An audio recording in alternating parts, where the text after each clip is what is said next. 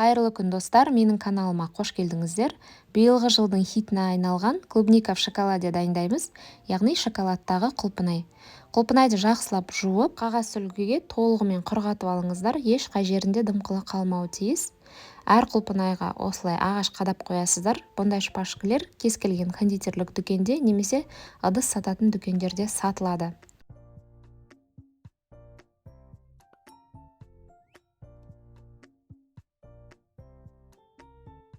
Енді бізге какао майы қажет. Бұл да кондитерлік дүкенде сатылады.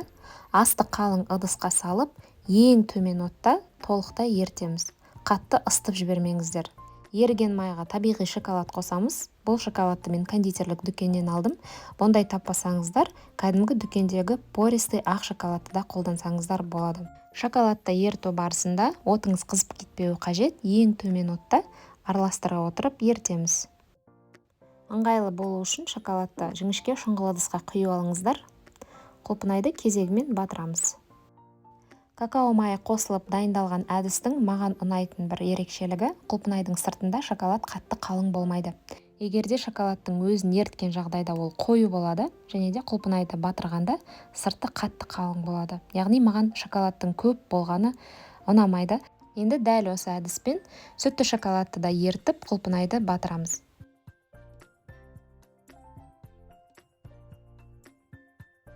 Кейбір жағдайларда құлпынайды шоколадқа батырмас бұрын мұздатқышқа 10-15 минутқа қоя тұрыңыздар деп кеңес беріп жатады. Ол дұрыс емес, себебі құлпынайдың сыртында конденсат пайда болады, ал конденсат шоколадтың құлпынайға толық бекітілуіне кедергі келтіреді.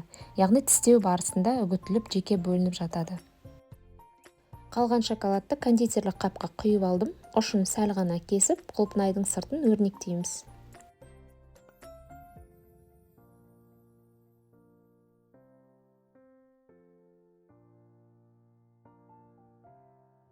Әрине, безендіру барлығы өзіңіздің фантазияңызға байланысты, немесе клиенттің сұрауы бойынша жасалады.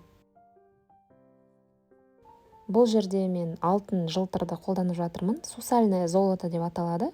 Бұл да кондитерлік дүкенде сатылады. Бұл менде классикалық безендіру. Егерде сізде тематикалық безендіру сұраныста болса, ақ шоколадты жирорастворимый бояғыштармен бояйсыздар. Егерде видео ұнаса, лайк басып, каналыма тіркеліп қойыңыздар.